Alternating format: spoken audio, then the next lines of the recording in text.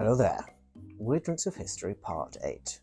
Today we journey not too far back to World War II and the Battle of Wills and Liver between the US Navy and US sailors. Torpedo juice was a blend of pineapple juice with the grain alcohol used to power the small motors of torpedoes.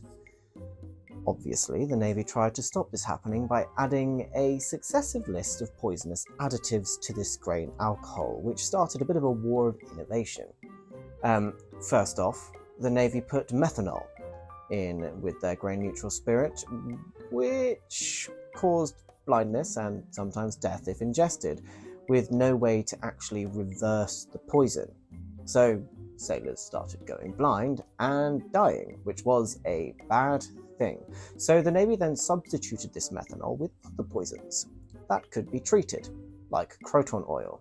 Now, croton oil is wonderful stuff. If ingested, gives you terrible cramps, internal bleeding, and violent rectal discharge. So the sailors began to bodge together makeshift stills, figuring that croton oil had a higher boiling point than ethanol, to try and separate the ethanol from the croton.